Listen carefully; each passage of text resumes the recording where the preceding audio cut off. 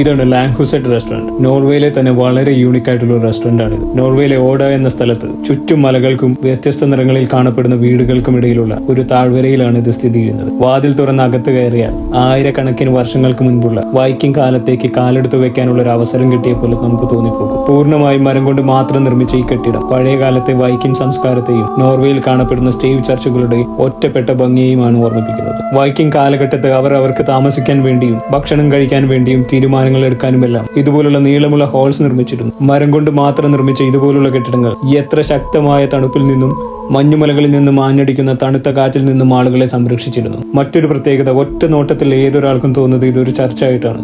ഇതിനുള്ള പ്രധാന കാരണം ഇതിന്റെ രൂപമാണ്. ലോകപ്രസിദ്ധമായ മരം കൊണ്ട് നിർമ്മിച്ച കറുത്ത നിറത്തിൽ നോർവേയിൽ കാണപ്പെടുന്ന 28 സ്റ്റേവ് ചർച്ചുകൾക്കുള്ള അതേ രൂപമാണ് ഈ കെട്ടിടത്തിന്. ഇതിനകത്തെ ആംബിയൻസിനെ കുറിച്ച് പറയാതിരിക്കാൻ കഴിയില്ല. അകത്തു കയറുന്ന നിമിഷം മുതൽ പുറം ലോകത്തെക്കുറിച്ച് നമ്മൾ കംപ്ലീറ്റ്ലി മറന്നുപോകും. വാം ഗോൾഡൻ ലൈറ്റ് നമ്മുടെ മൂഡ് തന്നെ മാറ്റും. പിന്നെ ഇരിപ്പിടം മുതൽ മേൽക്കൂര വരെ മരങ്ങൾ മാത്രം. അതിനിടയിൽ പല മൃഗങ്ങളുടെയും സ്റ്റഫ് ചെയ്ത തലകൾ ഇതിനകത്തെ മാറ്റുകൂട്ടുന്നു. നോർവീജിയൻ ക്യുസീൻ അനുഭവിച്ചറിയാൻ ഞാൻ തിരഞ്ഞെടുത്തത് roasted pumpkin soup and grill trout ആയിരുന്നു. ക്വാണ്ടിറ്റിയിലും രുചിയിലും ഒട്ടും കോംപ്രമൈസ് ചെയ്യാതെ തയ്യാറാക്കിയ സൂപ്പ് പോലെ എനിക്ക് തോന്നി. പിന്നെ ഗ്രിൽ ട്രൗട്ട്, നോർവേയിലെ മലനിരകൾക്കിടയിലുള്ള തണുത്ത ഫ്യോഡുകളിൽ നിന്ന് പിടിച്ചെടുത്ത ട്രൗട്ട്, ഒട്ടും മസാലകളില്ലാതെ വേവിച്ചെടുത്ത പച്ചക്കറികളും ഒരു പ്രത്യേക സോസും ചേർത്ത് നമുക്ക് മുന്നിൽ പ്രസന്റ് ചെയ്യുന്നു. എന്റെ യാത്രകൾക്കിടയിൽ പല ഭക്ഷണങ്ങൾ ഞാൻ ട്രൈ ചെയ്തിട്ടുണ്ടെങ്കിലും ഇവിടെ നിന്ന് കഴിച്ച ഭക്ഷണത്തിന് എനിക്ക് എന്തോ വല്ലാത്തൊരു പ്രത്യേകത തോന്നി.